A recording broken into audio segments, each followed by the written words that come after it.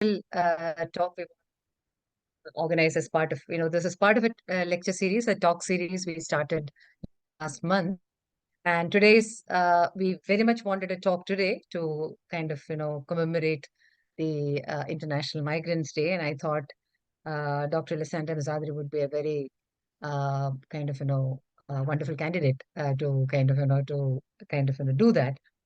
And again, we are extremely happy that we were able to get Professor K.P. Kannan, who is perhaps in current times the kind of a really sort of someone who has been contributing significantly to the kind of the body of labor studies.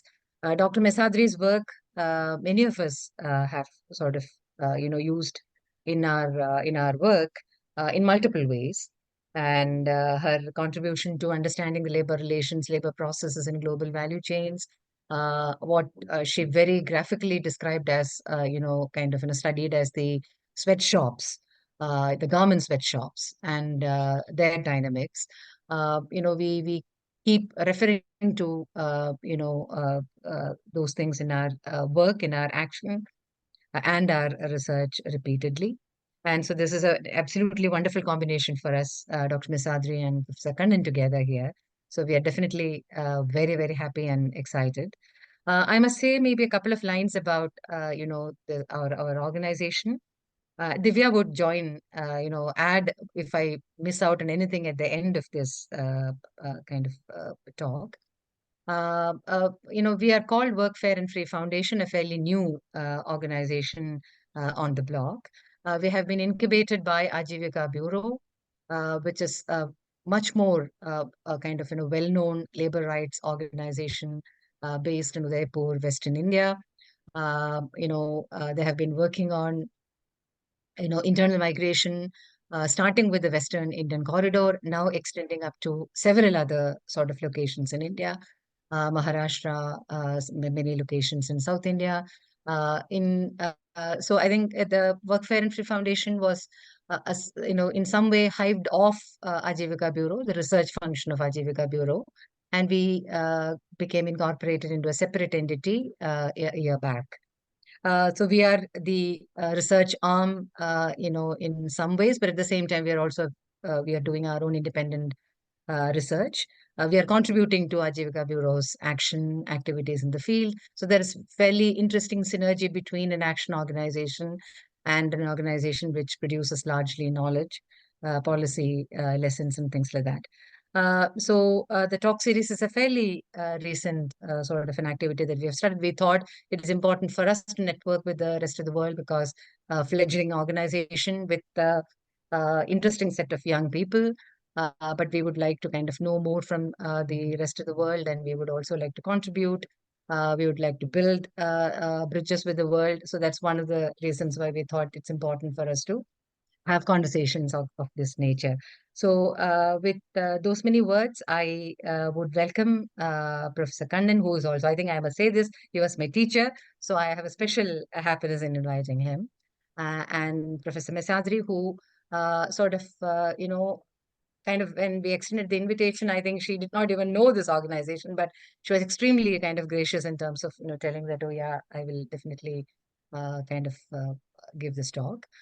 Thank you. Thank you. Absolutely, happy and welcome to this today's talk. And I am also, I'm happy to invite the participants who have registered and joined this conversation. I hope you would contribute to the kind of, to this discussion by asking questions and clarifications, things like that. Over to you, sir. Okay, thank you, Tara. Divya, would you like to add anything at this stage? No, I'm fine. Please go ahead, sir. I can comment. Yeah. Okay. So without much ado, then let us start the lecture. As Tara said, this is the International Migration Day today, but we, more often than not, we are basically interested in observing a day for this, that, and anything else, and then forget about it. Not that we doesn't mean the academics. I mean people who matter at the world stage as well as the national stage. But I find, and from my own experience, what I realize is you have like a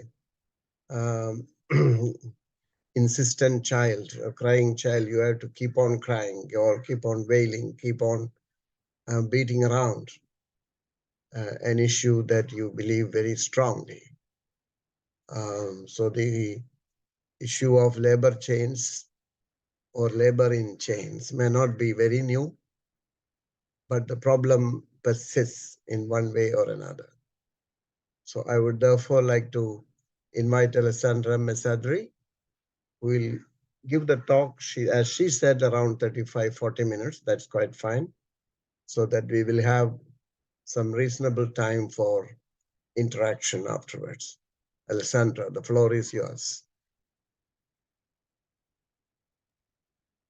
Thank you. Thanks a lot, KP, and thanks a lot, Tara, for the very generous introduction. I have to say I'm very honored to be here and to have been asked to give this lecture. I really follow with great interest the work of your organization. And I can say that I consider KP in a way my own teacher as well, because it's texts like his and many others that really inspired a great part of my work. Before we start, this is International Migrants Day. Of course, we will talk about labor migration. So that is a particular type of migration today, and we tend to very sharply divide, especially in the contemporary, the difference between labor migration and forced and displaced migration. We will see how they were hugely interconnected in a way that profoundly still shape global production networks today. And on these lines, I really would like to acknowledge the people of Gaza today. We have 1.8 million people displaced within a very small patch of land, migrating away from bombs, and my heart goes out today to them in the celebration of this day. So let me start with trying to give you a sense of how I want to structure this talk. I hope you can see the slides moving, which I do not, I have to say. Let me see. Yes. So has the slide moved? All right. That's fine. Yes. So the objective yes. and structure of the talk is to represent labor migration as the engine of our capitalism. If we remember about it or not, as KP said, is a different matter. But really, I would say that labor migrants are key to the very functioning of our capitalism, and so to the functioning of global commodity chains and global production networks, of course, during the neoliberal period, where we do know that GPNs have a very specific outlook, but also well before the neoliberal period. Now, what I want to give some attention to during this talk is the varied recruitment modes that operate within global commodity chains and global production networks, and the way in which they sit along a formal-informal spectrum internationally as well as nationally. In fact, I'll just pay attention in this talk to a global outlook, really, on GPNs, rather than only focusing on India, considering that I know that many of the public here might know far more than me on a number of GCCs in India. I think it would be interesting to give a global outlook to this. Now, relatedly, I would say that I'll try to speak of how many of these recruitment modes actually that we observe in the contemporary have a much longer colonial histories that speak for them. And this is a reflection on the centrality of mobility to the process of extraction of value in the past and present context. So migrant labor is an engine of our capitalism because of its centrality in the in the amplification of processes of value extraction. And here, I think it's interesting for us to pause and reflect how we call this process. Many have argued that we can then say the migrants are super exploited. And I would just to go through these arguments, but also highlight some of the tensions that are embedded in this particular take. And then I'll just provide some conclusions also in relation to when migrants leave GPNs, which is something not too discussed about, what instead is central, not just from a point of view of our empirics and our theory, but is very central for policy. Okay, so give you a snapshot of the magnitude. International migrants are set at 281 million people. That is 3.6% of the world population, according to the International Organization for Migration. And of this, the ILO consider 169 million to be labor migrants as of 2020. Internal migrants are instead much trickier. Internal migrants for work are much trickier to consider.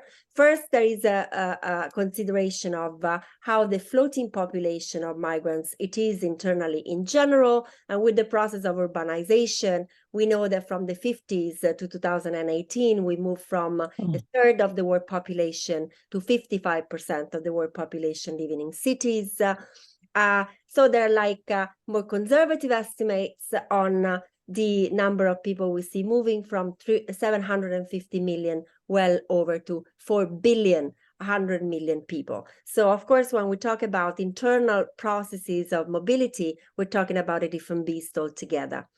Now, the most migrants, both for work, both internationally and nationally, are considered to be the worst off in the context of the labor process. And we, of course, talk about their struggles, their poorer working conditions, the fact that they generally their labor relations are characterized by more short-term, part-time work, seasonal work, and so on. And of course, we struggle a lot to organize them. Of course, in India, this is a big issues that people working across a variety of commodity chains, domestic and global, face. But of course, this is the case very much at the international level. Now, how much of this is a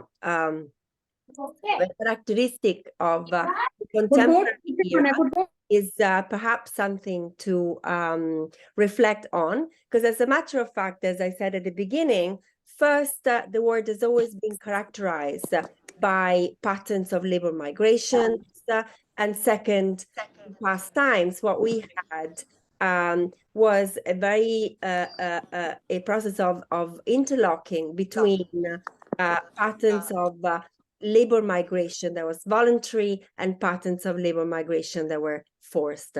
Now, the first ever massive forced movement of laborers for work, of course, we see during the slave period, where 12.5 million were transported on slave ships to the Americas. If you look at the work of Orlando Patterson in his fantastic Slavery and Social Death, or the work of Jennifer Morgan on laboring women, we know that many more actually died in the process of being made captive and transported. And with reference to the type of labor processes they were incorporated with, some authors now claiming for their countries like Jamaica that constituted the link between slavery and genocide, given the extent to which labor exposed the subjects to death. Now, after the abolition of slavery, we have the move towards indentured labor, where we know that only from British India, 1.6 million workers were shipped to various colonies. To give you a sense of the continuity between slavery and indenture, often on the same former slave ships that were used to move slaves, something that Hazel Carby or other scholars of slavery, like Marcus Rediker, have talked about. Now, in the same period, we see a huge movement of poor Europeans from the poorer pockets of Europe to either colonies or settler colonial states, with, again, massive movement of 50 million between the early globalization period, between 1820 and 1915, and European domestic migration as well towards urban poles. So with a move of urbanization from 17% to 54% between the early 19th century and the early 20th century. So really a word on the move is what characterized capitalism since the very onset, people forcibly put to work, and I would say instead voluntary migrants always intermingled. And I think this process of violence we see reverberating in some of the contemporary outset of migration, whereby we have removed, generally speaking, the force elements in a lot of this movement, but there still remain a great element of coercion. Now, I'll not spend a lot on this, but to give you a sense that before we had, until the early years of the 2000s, generally few hubs for international migration. They were considered to be the hot spots, where today we have a much more spread situation, whereby a lot of poles also within BRICS and the Global South are becoming key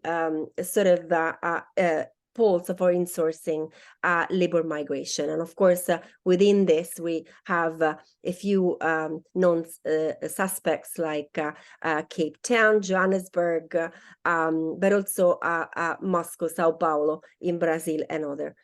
Now, who migrates for work is generally considered to be the poorest, although I have to say that this requires qualification. There's a huge difference between international and internal migrants. So the internal migrants population, we have a significant proportion of workers that are worse off of the population, and you do have the poorest pockets within each region generally work as reservoirs of labor. We know all too well that this is the case in India, with reference to the Hindi belt, but also with reference to northeastern areas, and a lot of global production networks, in fact, adjust rising numbers of people coming from the states of UP, Bihar, but also Chhattisgarh and Odisha and the northern eastern regions. In fact, you know, when I started working on Bengaluru, we had fundamentally majority of workers that were commuters within Karnataka, while instead now in garment we have at least a third that in fact come from the northeastern regions. That's very similar in China. In China, you have an overrepresentation of Chinese rural workers from the western provinces in global commodity chains, in Thailand, regions from northern Thailand, in South Africa at the border with Zimbabwe, and in Mexico from the region of Yucatan. Now, in terms of international labor migration, although there is a lot of jargon, especially weaponized against the incoming migrants in countries that are a hotspot for incoming labor migration, like the one I'm sitting on, actually the type of migrants we received are generally less poor, far more educated, generally from urban areas, and at the very least with the possession of a number of skills and language that must be useful to them to navigate the very complex way through which international migration happens, and also, of course, to uphold the costs. You do have a mix of forced migration for labor pushed away from conflicts, but also like within pockets of people that built networks with other regions. You do observe the constitution of the variety of global commodity chains, and many are discussed again in the Indian literature. So, of course, Kerala will sit in this particular part of the migration spectrum with the highly educated Kerala women that will move to the Middle East, and you have, or Hong Kong indeed, You have the same for Philippines, and you have similar patterns now for Nepalis and Bangladeshis in Middle Eastern factories. We have discovered during the Israel-Palestine conflict now the huge amount of Thai workers that were present on Israeli farms, also not coming necessarily from the poorest areas of Thailand. In terms of gender, also, you have a very different take, in a sense that while international migration by now is 50-50, this is mostly due to the demographics of core economies. They're aging and they need a lot of reproductive work to be performed in contexts where women are part of the labor force for the best part of 3 to 4 decades. So care chains are a significant aspect of this rise in women migration, which is around 47% of total migration according to the World Bank.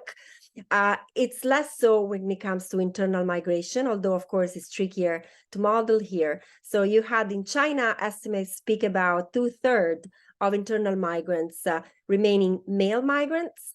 And in India also, we know that circular migration at the very least for work is male dominated, and you have a lot of more anecdotal, I would say, evidence at work, because of course in China we can get estimates through the to the hukou system, to the village registration system that actually record who gets in and out, although with more flexibilities than in the past. Still in India, I would say that women still mostly migrate for marriage, as we know. Now, when it comes to the deployment of migrants in global production networks, we know that these are at work virtually in all the major global production networks that we see at work, not just in India, but at global level. So, for instance, starting from labor-intensive productions, ranging from garment and textile, which is the sector I've been mapping in the last 2 decades, but all the way to electronics and car components, tights production, toys production. We know that it's very likely that rural migrants will be part of the labor force that compose the factories and workshops and home-based realms that are structured around global production networks.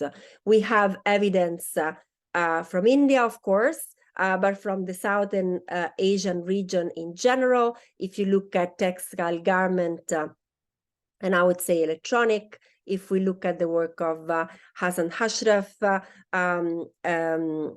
Sanchita Banerjee Saxena, Gert Denev, but also Sandhya Ivamanne and Kanchana Ruwampura in Sri Lanka, and for electronics, the work of Gail Rechert. This is, I would say, has a longer history in garment. If you look at the way in which cotton production was already organized since colonial times, we'll return to this. But also agro-food is where rural migration dominates, particularly in what has been defined as new export crops. So this type of export crops, which are dominated from the consumption end from major supermarkets, and I would say that supermarkets dominate the Western retail sector, but increasingly also are a huge player in the retail sectors of a number of bricks. So you have a rise in supermarket chains pretty much in the global south as well.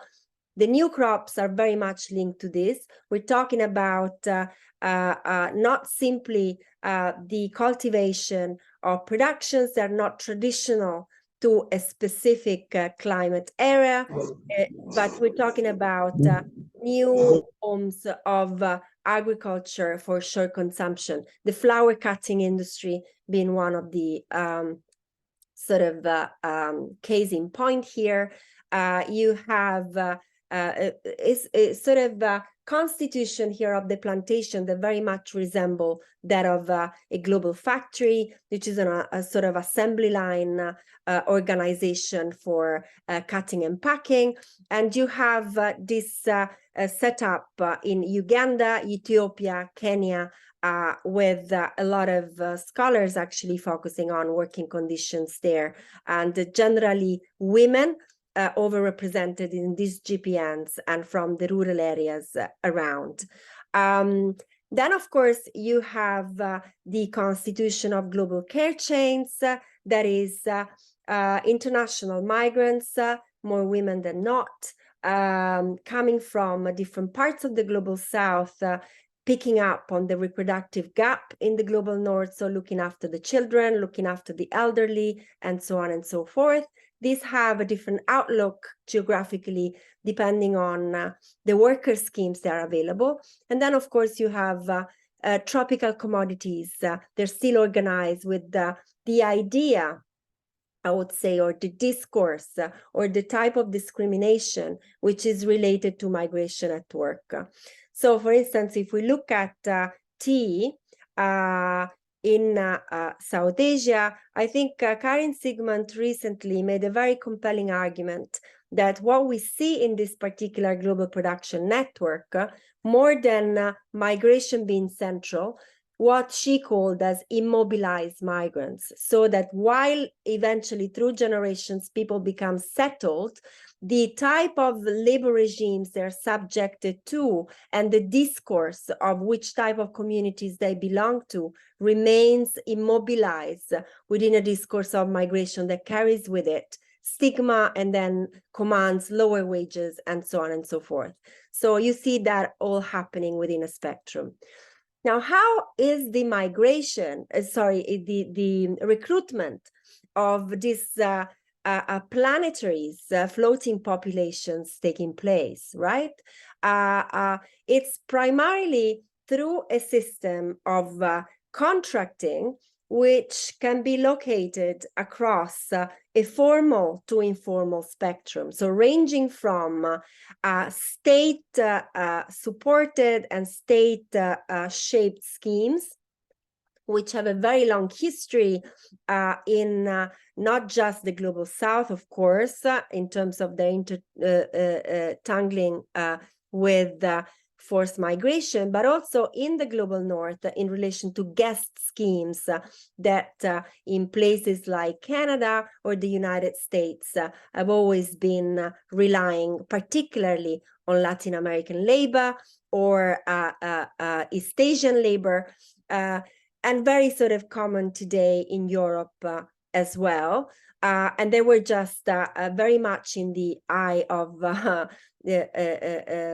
on the spot, I would say, of media during the COVID period.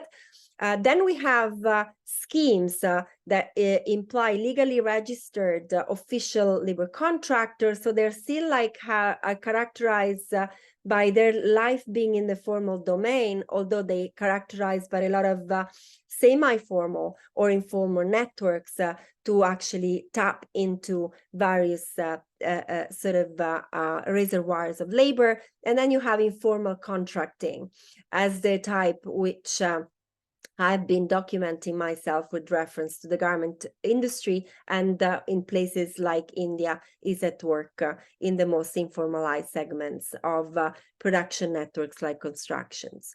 Now, there is a rise of this idea that workers are tricked into these schemes, and even like some might be well-meaning considerations, but I think this is entirely inaccurate.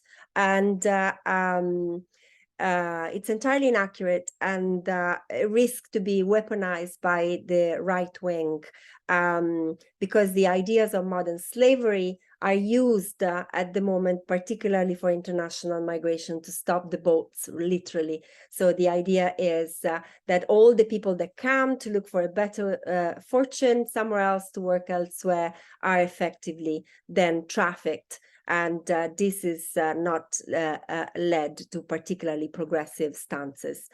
Now, looking at one of the schemes was some of the pictures I hope you see in the slide. That is the sponsored scheme that was luckily scrapped in 2021 to give you an idea of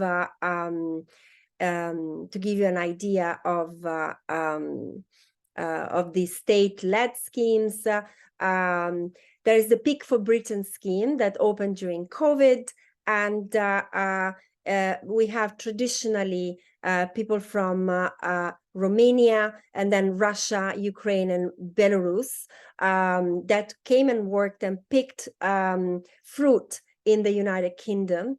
It's actually something that was also very much at work in the global production network for that particular type of agriculture, also before COVID, but during COVID, it was clear which type of practices this is characterized by. And only 4% of people used to finish the season, given the very exploitative labor conditions we had. And the number set by the government floated between 10,000 and 30,000 between 2020 and 2021 when the scheme was scrapped. And now we have a number of new guest worker schemes per sectors that are put in place with an attempt to sort of have a number of sort of NGOs and labor a group monitoring labor conditions in. But this to say, this is one of the last worker schemes we have seen in the global north, hugely exploitative of migrant labor from parts of Europe. Then we have, as an example of the state sponsorship scheme, we have the kafala system, which has received, again, a lot of attention during the Middle East World Cup. In Qatar 2022 FIFA World Cup, it was clear that the system was not just highly exploitative, but it was bordering with violence. And there were a lot of reports on violence, which was crafted by the very characteristics of the scheme that implied that the employer had control over migrant workers as migrant workers work as well as immigration status. So workers couldn't move. Once they moved to the Middle East with an employer, they couldn't move out of their employment relations without their visa being revoked, which of course set up already the structure and borders of labor abuse.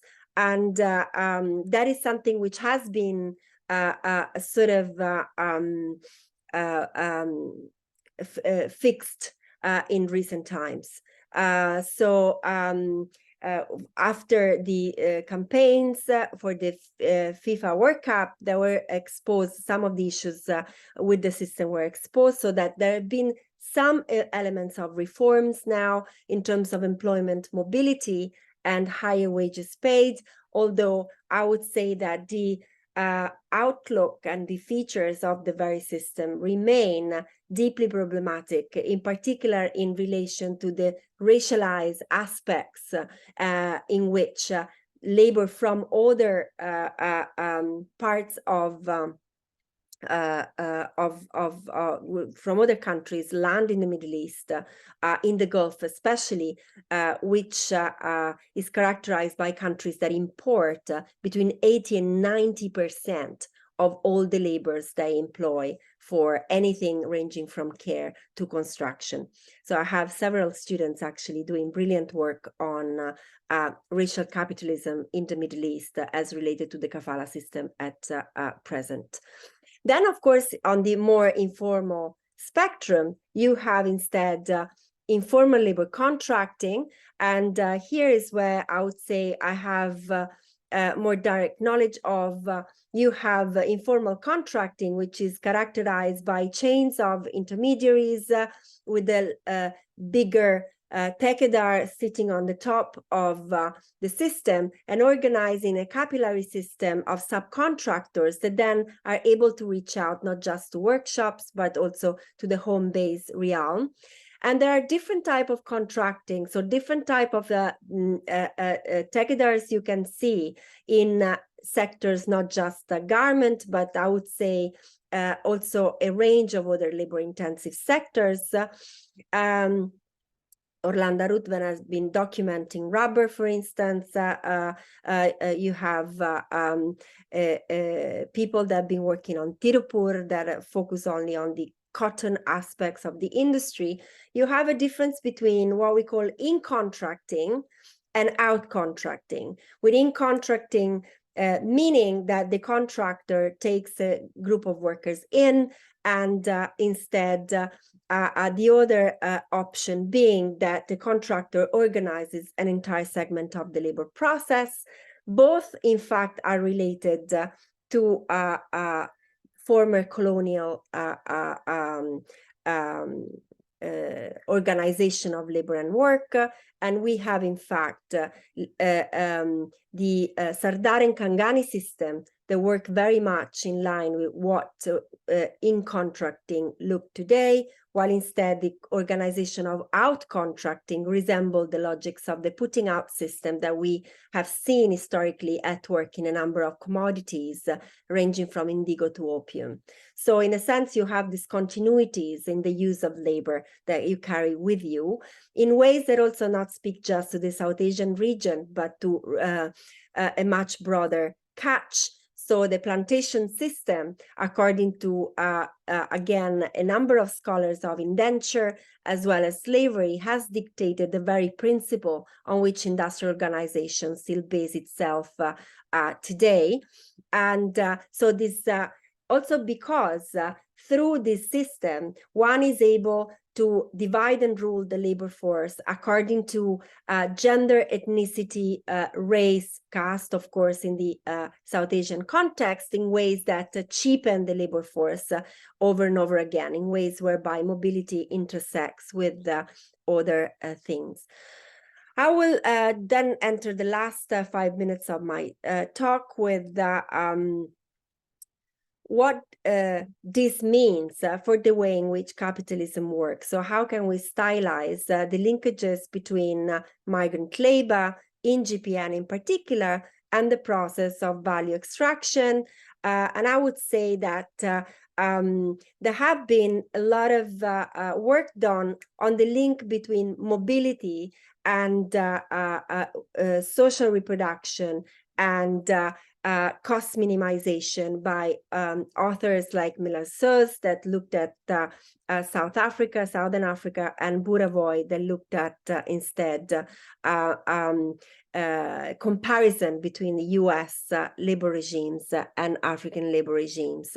So the idea is the use of migrant labor allow for a reduction of the cost related to the social reproduction of the workforce, and it just decentralized this cost to families and communities in ways that we can really easily map in a number of commodity chains in India, and I've been doing that in the last part of my work.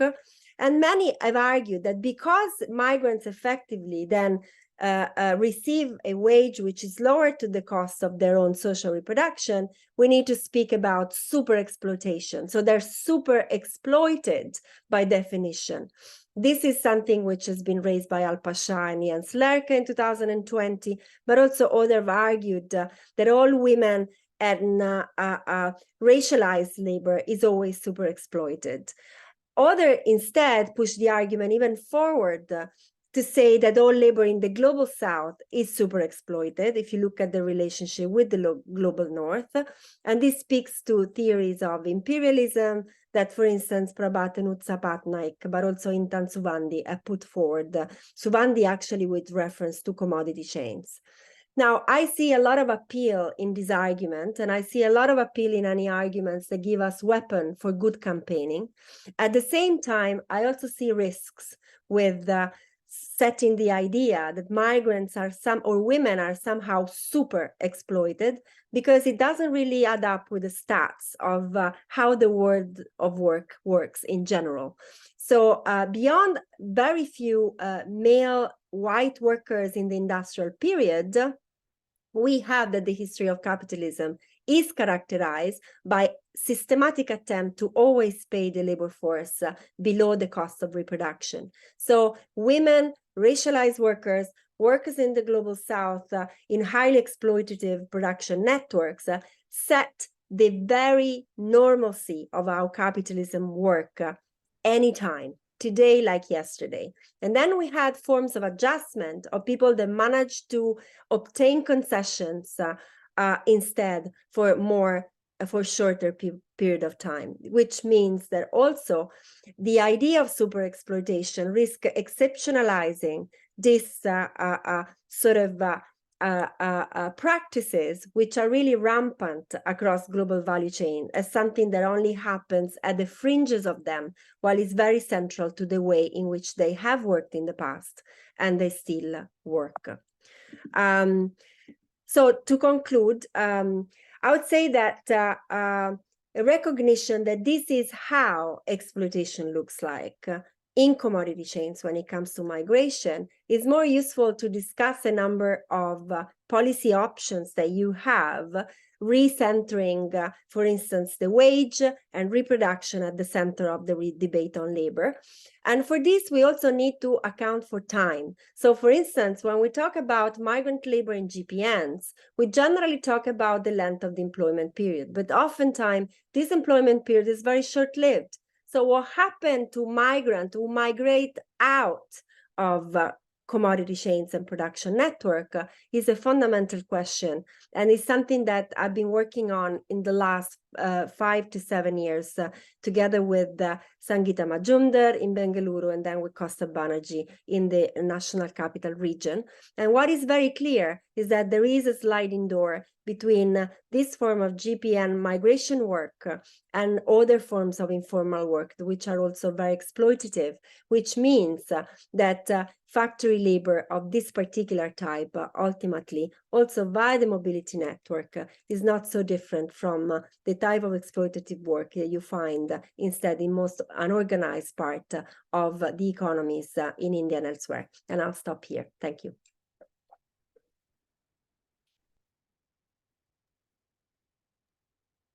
Thank you, Alessandra. I didn't have to remind you about your time because you still have, if you wanted, 5 minutes, but you took exactly Okay, so 35 minutes as promised. Okay, yes. Well, but you will get, we can talk about, we can have a discussion. We can have a discussion, and you are going to get more time to talk, replying to the people who are going to ask you questions. Okay. But at the outset, let me say it was a wonderful overview of especially international labor migration. Of course, you also talked about internal migration, but I think the focus was more on the international, which is rightly so. There are linkages between the two and basically through the global production chains. And you raised a large number of questions, and some of them are quite tempting. Some of them are quite, I think, people, if they want to, they can contest and argue. So may I now open it for discussion? Please introduce yourself and then ask the question. Please ask questions, and I think let's avoid too much of comment, which you can personally send to her. And questions would be more welcome, I suppose. Okay. You can put off your PowerPoint, Alessandra. Yes, trying to do so. Yeah. Okay.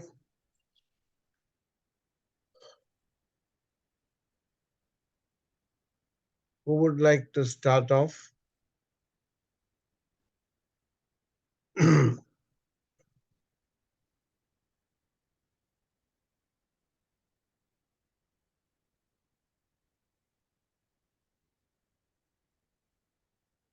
Yeah, there is also an announcement. Either raise your hand or you can put it in the chat box.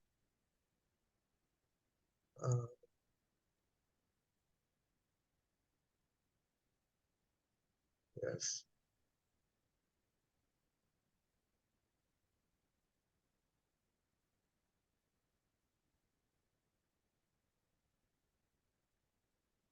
So nobody wants to ask anything? Who would like? Why don't Tara set off the discussion? you might give them some confidence to ask some questions.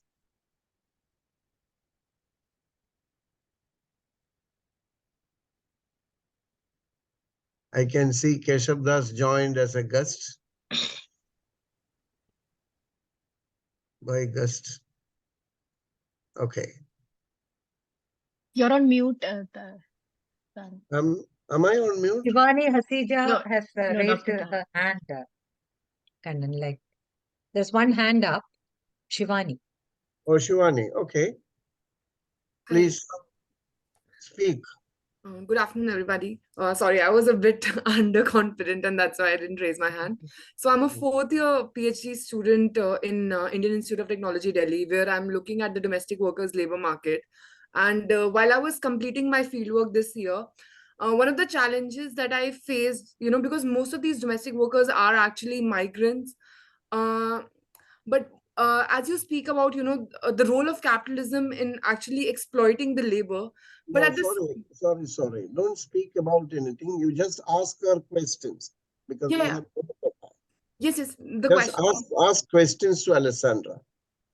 Yeah, so I was just coming to the question just to try to bring in a background. So my question was that it becomes difficult to raise that consciousness among the workers, and with regard to capitalism, or even when you are writing and in an academic frame, how do you actually understand who to quote unquote blame for the exploitative condition, whether it's the state or whether it's the employers, or whether the internalized racialism within the workers or the inequalities within the workers? So how do you actually as a young scholar, do we frame our statements? Yeah, thank you. Alessandra, please collect a few questions before you Yes. answer. Is that okay? Yeah. Anybody else? Every 3 questions she will answer. Can I go next? Yes, please. Gita Tatra. Thank you, Professor Mezzadri. It was a wonderful lecture, and thank you for sort of connecting the global production chains, especially in the international sort of global perspective. My question was more with respect to this modes of recruitment that you spoke about, ranging from the formal to the informal, wherein you sort of talked about workers being aware of their standards of work and conditions or risks, and this tricked workers being rare. So I wanted you to talk a little more on questions that you've sort of raised yourself about understanding of migration as choice, or whether a concept like modern slavery does not. So how do we understand these concepts in the context of the formal informal modes of recruitment that you have shared with us? Okay.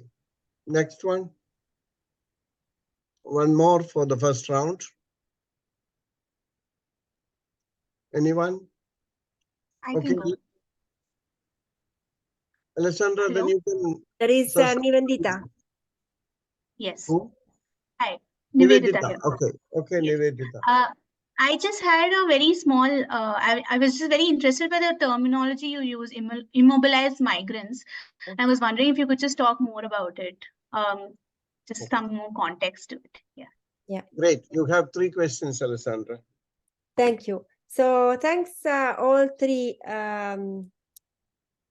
people that asked the question. I'm sorry, just I only remember Nivedita's name and because she's the last. These are all excellent questions. I'll start with the domestic workers. Well, it seems to me that we don't have really to choose between these evils, So when you look at the specific work regime, like the one experienced by domestic workers, you do have an identification of different nodes through which the power over the labor relation is shaped. So, of course, it is the particular setup with the employer. And also, I like always, with reference to domestic work, to use Naila Kabir's work. A work like any other, but a work like no other. Because you are in the context of a very privatized exchange of services, that particular labor relation takes place. And of course, that invisibilization comes by itself with a very unequal forms of power relations, where at the very least it gives the employer a lot of leverage to do or not do certain things and not being seen. The state, on the other hand, of course, is responsible because if considering the massive extent through which countries like India, and not only, decentralize their whole reproductive question to someone else, okay? So India is a context where everybody, every family, all the way down to the lower middle classes, is able to decentralize reproduction to someone else, which is quite extraordinary, okay? So in this context, of course, not only the state is responsible because of its lack of sort of monitoring of the labor relations that take place in the family, but also is responsible in terms of not offering alternatives in terms of filling reproductive gaps to these privatized relations.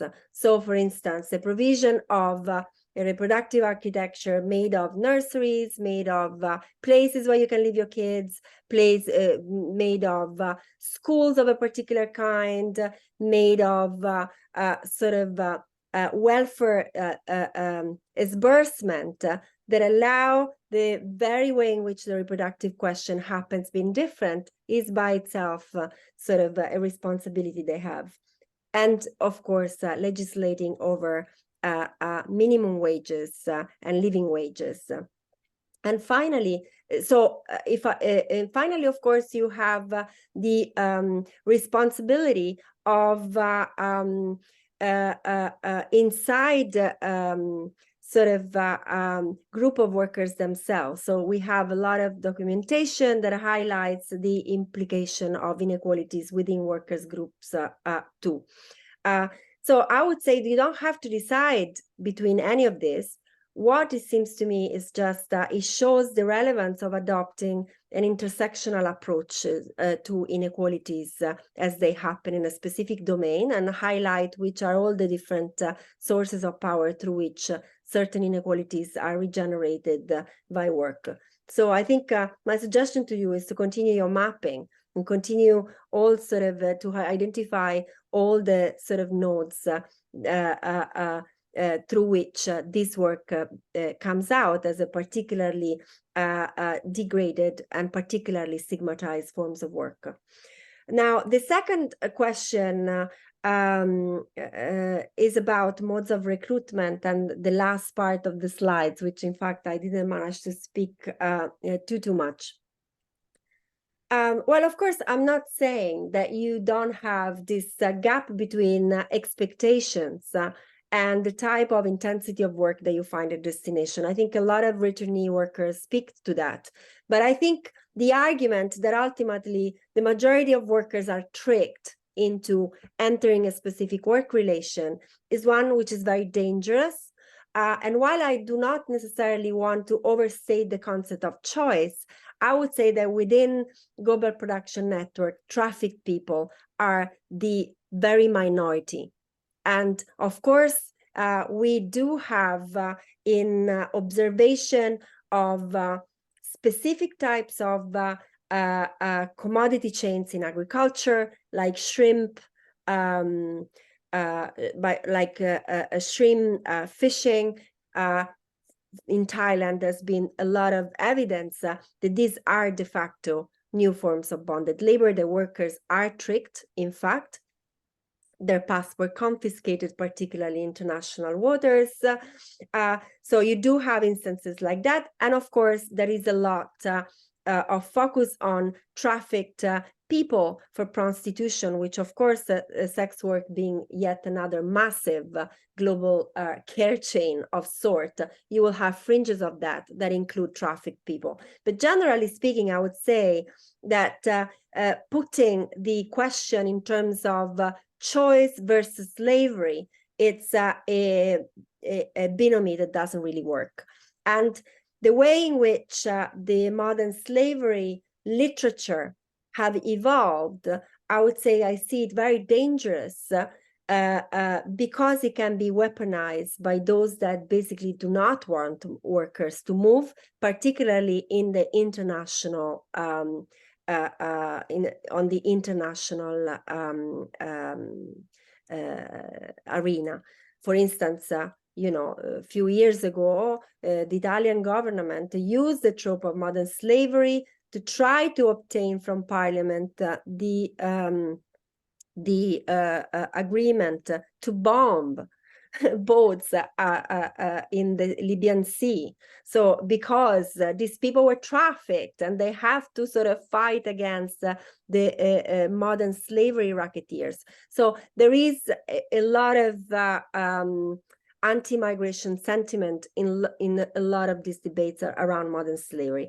This said, of course, because at heart I remain an activist, you can see instances where the modern slavery trope has been well utilized. So for instance, if you look at the Chinese comrades, the way in which they have mobilized the I Slaves campaign, they use the language of modern slavery to obtain instead international visibility to campaign with their unions. So I think it depends how you use this term. What I'm saying is to use it very casually is a very dangerous and slippery slope. And also, as I see it, as an old unionist, the majority of people need a better work. They don't need to be liberated from work. They need to be paid for the labor services. So we need to move the discussion perhaps away from slavery, but into instead debates over wages, living wages, social contributions for a flexible labor force, and so on and so forth. And if you focus on modern slavery, the idea is liberation, because when you're a slave, you need to be liberated by the provision of the involvement in a particular task against your will. If you are a poorly paid worker, you need a good wage. So the type of campaigning you do and the type of policy debates we have are very different indeed. Now, the third question about immobilized migrants, first I want to say that is not my expression. It is an expression that has been recently used by Karin Sigmund and her team. And I think you find it in an article.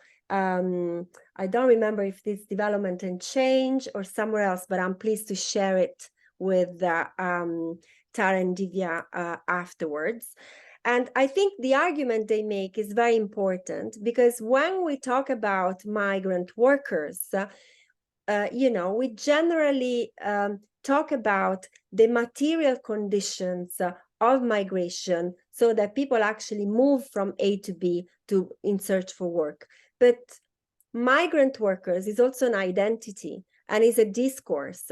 And some people manage to live for a very long time in the same place and contribute to a labor regime in that same place for a very long time. But at the same time, instead, they remain immobilized in their identity as migrants. And because the identity of a migrant labor carries less wages, carries lower social contribution, carries stigmas in some context, then it is a discourse which is used to cheapen the labor of these workers, even if de facto these are not migrant workers any longer. So reference to Bangladeshi workers in West Bengal, while people, have been stably living there for a very long time, is an example. And I would say you have other examples across India and elsewhere. Thank you. We have some questions. I'm trying to open the chat box. I can't get it. Where is the chat box? Can I ask just a small question, maybe? You can ask, or can I first ask the chat box questions? No, it's an excellent presentation. I was just only wondering if Alessandra will have some comments on the ideas about forming what are known as the transnational trade unions.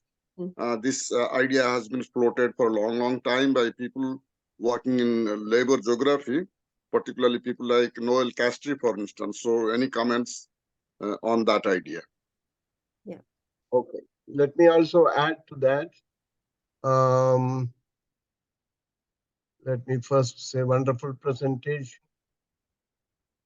This is from Shubham Kaushal. I observed, there are a few things that I observed in my field work, and she has already left. I will then go to the next one. How do you perceive, this is from Sumit, how do you perceive the broader impact of labor migration on the garment industry sector in India, considering factors such as socioeconomic dynamics, labor rights, and overall transformation of the sector? Well, two bigger questions. Okay. Anjali, there is another one from Anjali. In Delhi NCR region, women don't form the majority of garment workers, which is different from the rest of the garment sector across the country. And I'm unable to understand the reason behind it. Could you please guide me? Okay, so there are three questions now. Again, Alessandra. Yeah. Yeah, thanks a lot. Okay, so starting with the Keshav's question. Hi, Keshav, it's been a very long time since we met in person. I hope to eventually see you again soon. So, you know, my approach to unions, which are well-meaning and sort of committed, is always the more the merrier. So I think union density is just of whichever type I'm in favor. This said, I just do think that we all need to know what we're doing. So the distribution of tasks has to be very clear. So I do think that in the context of transnational types of production, the role of transnational union can be crucial in a sense as working as umbrella organization that have, by their very location often in former imperial countries, the outlook of what goes on at the very top of the commodity chains of the production network. And I think there are a number of either union or labor NGOs that have been working in this capacity. So for instance, if we look at the presence of Industrial in overseeing the beginning of the implementation of the Accord of Fire and Safety in Bangladesh, I see their relevance there. Or if I consider, for instance, the role of the International Transport Federation in trying to connect all the different demands and the different campaigns of transport workers everywhere. So in terms of the connecting sort of role, I think it's very important. I do not, and of course, one of the latest things is like the International Transport Federation has been great in mobilizing workers across different parts of the planet to stop bombs and a sort of weapons reaching Israel. So you do have the possibility of mobilization for progressive ends very much at play.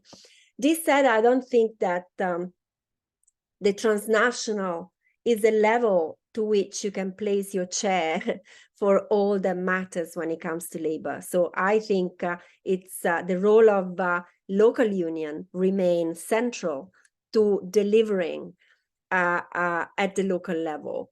And not only local union, but union, they're composed of workers that represent truly workers and their demands, that include leaders that are formed from within the ranks of the working classes of that particular sector, it's very important. Then I would say you can talk about the connections between these local unions and transnational unions in a way in which we can amplify the various demands. So for instance, if I think about the transformation in the garment industry, when I started off looking at this sector, you had only a bunch of small NGOs internationally looking at this issue, but also you had very few union density and presence in the parts of India where I did research. I think it's already moved slightly, and especially in places like Bengaluru, with the formation of 2 dedicated unions now, GLU and GATU. I think the type of ways even in which you have to think about the relations between local unions and international unions or international labor NGOs has to change. So this is a big question for labor behind the label. This is a big question for clean clothes, but in a sense, it's the outcome of our own success, right? So the fact that now we have a different sets of questions and we can empower more and more people from local areas, I think it has to be seen as a success, even of that transnational form of organizing. And, you know, then eventually comes the moment where you have to make yourself scarce as the most progressive thing you can do. Sometimes it's like, you know, that's the case. Or at least smaller. So that's one. The second question was on the impact of migrant labor in garment. Well, in garment, migrant labor really runs the show, although you do have very different types of migration. So you have circular migration, which is huge, particularly in the north. And, you know, the last surveys that I did with Ravi Srivastava now is a few years old, but I think 2014 was the last one we did. And still you had not only that 30% of people moved back to their areas of origins, but you had 60% of people that were in force in a unit for less than a year, which means that even if they don't circulate within regions, they still circulate within units, something that we call the industrial circulation.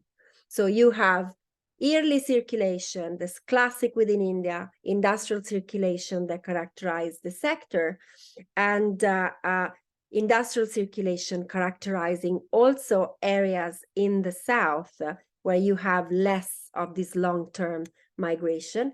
And then finally, you have migration out of the chain, which again is something people don't talk about, but the oldest garment workers that will be in their late 30s, and they're already white flies. So the majority is like between 18 and 35, which means that this final act of migrating out of work is something that we shall pay more and more attention to. Are people living with savings? Are people living with the ability to redeploy their skills elsewhere? Or they just rejoin simply the ranks of what we're doing before? Because of course, this set a very different number of question or interventions for policy as well. So yes, migration defines the industry. I would say there are 3 types of migration that are important to talk about in the industry: circular migration, industrial circulation, and out of factory migration.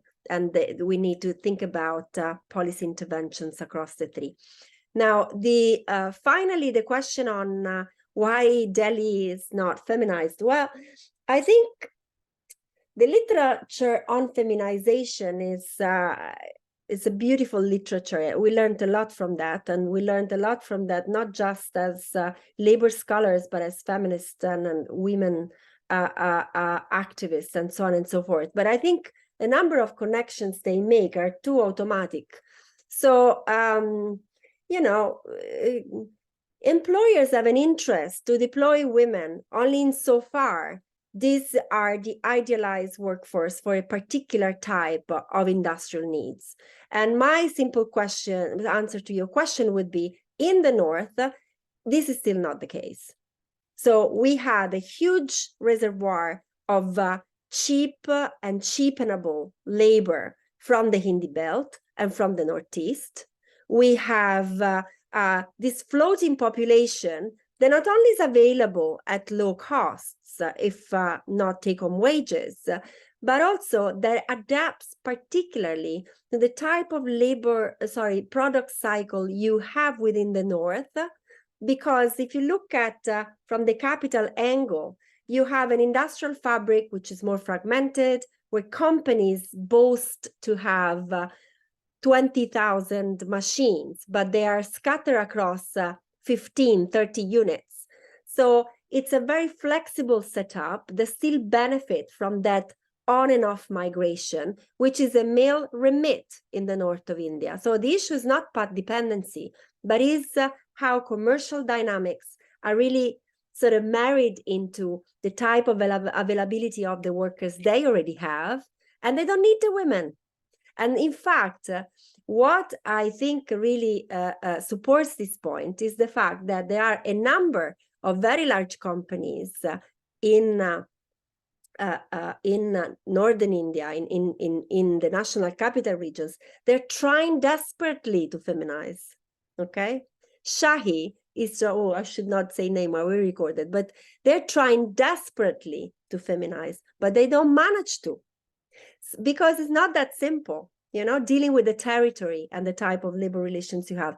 In the South, not only you have higher percentages of women's workers already traditionally, but you do have the availability of commuters. You have sort of better transport to an extent in the areas around Bangalore. You have a different spatial setup of the industrial zones you have from Pinia all the way around. And also you have a product cycle which is less flexible. So you can have more characteristic assembly line work, which means that you benefit from a more stable workforce. Kibi, you are muted. There are a number of questions, so we will have to be a little brief. Okay. Maheshwata Bhattacharya. She says she's a PhD candidate, University of British Columbia. She was wondering if this global historical trajectory of workers' precarity somewhere leaves out the possibility of reading the everyday micro negotiations as agency instead of the lack of it, particular to local contexts within which they are experienced. In other words, can we see these forms of labor as well as routine negotiations as a specialized and alternate form of expertise from below? That's one. The next one is from Satnam Singh. I have a question that in the global North and South, is social reproduction of labor itself and reproduction of social inequality reproduction is one of the main causes of recreating labor migration rapidly in the modern world. I will read one more. There's a request. No, there is Anjali. She says, I'm still here. If Anjali is here, would you like to pose your question? That will make it 3. Anjali? Okay. So she's not here. So you have 2 questions, Alessandra. They're big questions, all of these, let's say so. Try to be brief. You can give them some references. Okay, so the first is, yeah, absolutely. So, I mean, the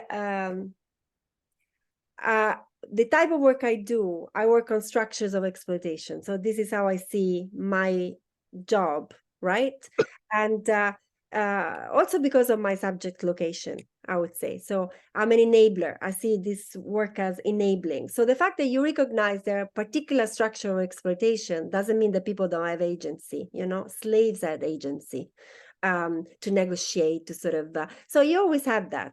So the idea that whenever you stress exploitation and structural constraints, you're taking away from the idea of agency is really a sort of, I would say, an academic construct. You always have agency performed. And indeed, I mean, I've spent quite some times surrounded by or working alongside very sort of impoverished communities that manage to perform agency or like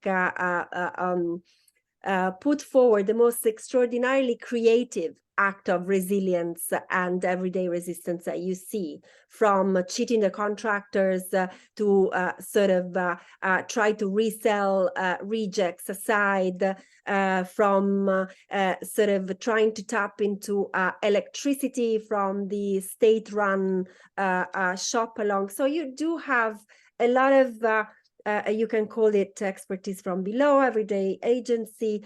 Syndicates quite famously call it acts of resilience. So the feminist literature in particular has been quite great in indicating that you can have indeed agency, even in context of great subordination.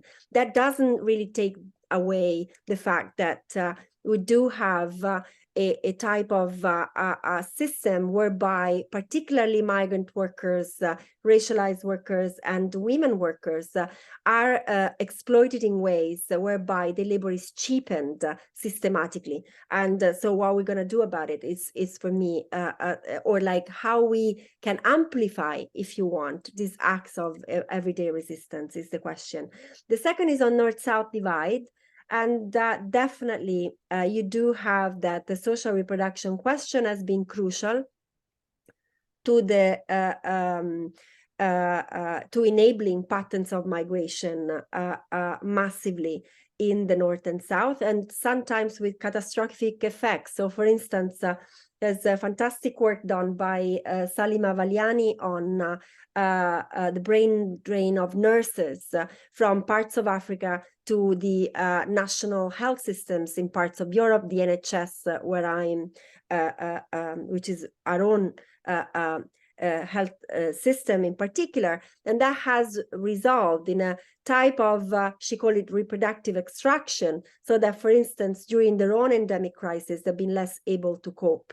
So, for instance, Ebola is a case in point where this deconcentration of resources in health was really a problem. And we have seen a little bit of that during COVID as well, especially in the second year of COVID, where death was not clustering so much in Europe, but in a number of developing regions. So definitely it's a part of but also you can see social reproduction as everything we do to live. And at that point, you can claim that any chain we talked about is ultimately a question of social reproduction. And that in that case, definitely it is hugely mediated migration by the North-South divide. KP, you're muted. Now you know I'm getting old now. No, but this is the most, I would say the most pronounced sentence since COVID is you muted. Yeah, okay. No, I was saying I need to consult Tara. Tara, I have to leave at 5 for my own family commitments. So you can continue and replace me. I will read out the 2 more questions and maybe I will take a minute to say a few words. Right. Okay? I think that'll be nice. I think we also put the time as 5. Oh, okay. Yeah. Yeah, okay. So let me give my, you can read out later the chat box, the 2 more questions. Okay. I'm sorry that I have to leave at 5. There are some obligations. I enjoyed the lecture, Alessandra, for 2 reasons. One is, as an overview lecture, you did give us a view of the historical trajectory of international labor migration in a succinct form, but also try to bring in the internal labor migration. although as I've not worked on migration directly, but I worked with people, as you know, Ravi and others, and tried to familiarize myself. I think these are two different, if not watertight, two different issues, and we may have to separate them for analytical purposes and also setting up our research agenda. Internal migration is more a right if you take the country as a whole than external migration, which you need to negotiate even to get through from one country to another. That's one. The second point that comes to my mind is that you see much of the international labor migration, because of, I think, availability of statistics and clarity of policies, it is the south-north, that is the flow of migrants from southern countries to northern countries, that gets much of the academic space and attention.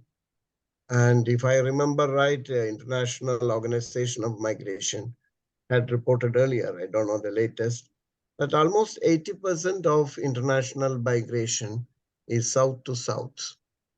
And that leaves a very large area not fully explored.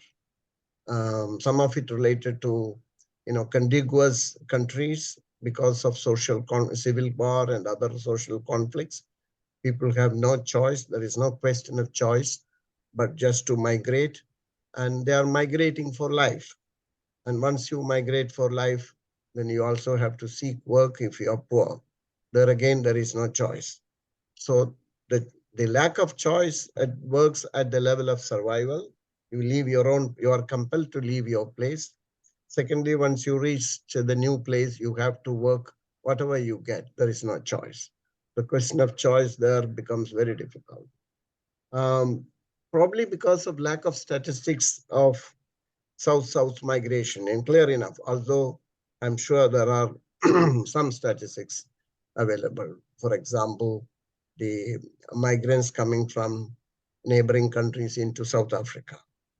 For a country like India, we may not have that, and it is because it is linked to politics and very sensitive issue, Bangladesh to India migration. And then we have an open border policy with Nepal, although Nepalese migration is now much less. But that's something. The third point, I'm just trying to flag a few points. The third point I want to talk about, you did talk about intersectionality when it comes to gender and other forms of inequality. That's quite true, but intersectionality has also a kind of gradation. For example, I did a small exercise when I was doing the India Wage Report, and a summary of which is published in the India Social Development Report 2018, published by the Council for Social Development. It's called Wage Inequalities in India. I tried to set up a graph of wage inequality by taking different variables, gender, caste, education, region, rural or urban, and several of these things. And what you get is a long tail of wage inequality, as I call it. The tail consists of all these, the worst forms of your initial conditions, that you are a woman and you are from a rural area, you are from the most oppressed section of the society, Dalits in our case, Dalits and Adivasis, and less educated. So there is intersectionality has a one set of endowments has a strong correlation with the other set. So it's like the health issue. If you have a problem, you don't really treat that problem, but you work on non-health issues like drinking water, nutrition, and conditions of living and things like that. The last point I'll just mention, and probably although you alluded to it, which is very important, and it's becoming much more, I think, pronounced, is the politics of anti-migration in rich countries.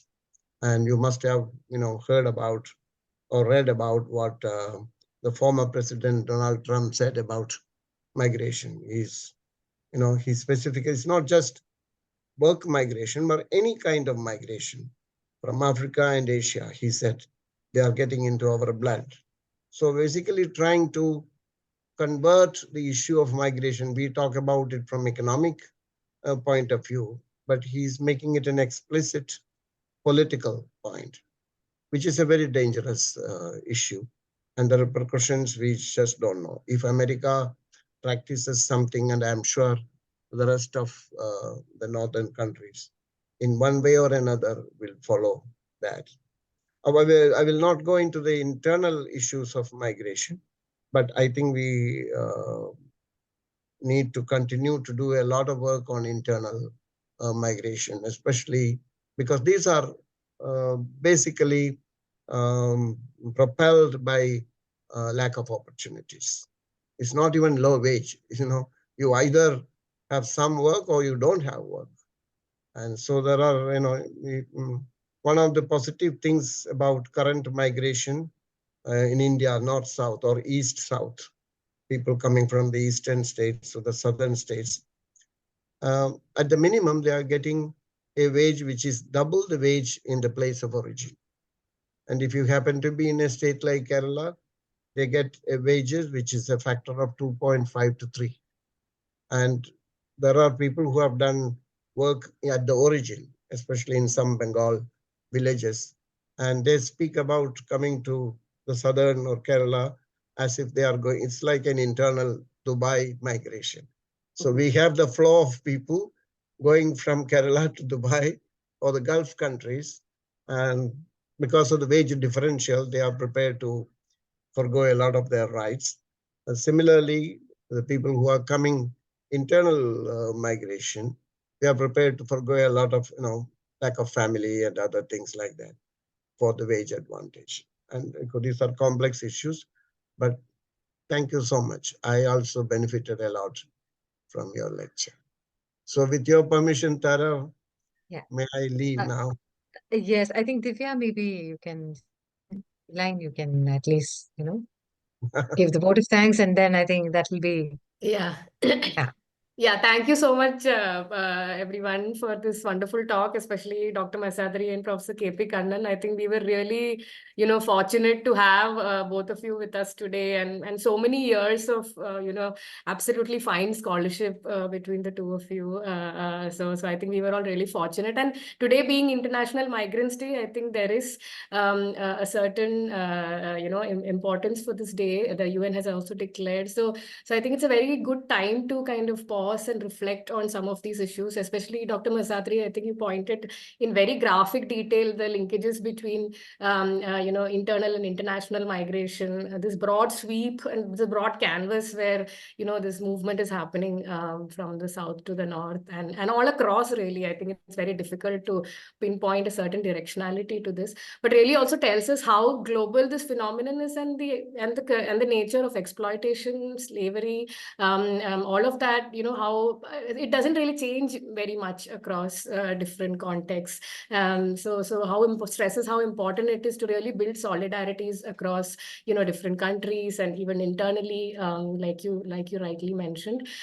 So again, thanks a lot, Professor Kannan. I know you are in a certain hurry to leave, but just for the the few of you who joined late, just wanted to reiterate that Work Fair and Free is a knowledge institution, and we focus on producing very grounded knowledge from the lived experiences of workers and communities from the ground, and we aim to strengthen practice on the ground, both unionization as well as providing linkages for essential services to migrant workers, as well as contribute to larger kind of policy thinking around the issue with the kind of research and knowledge that we aim to produce. And we've just recently launched this series to hear from kind of global experts, academicians, and researchers on this issue.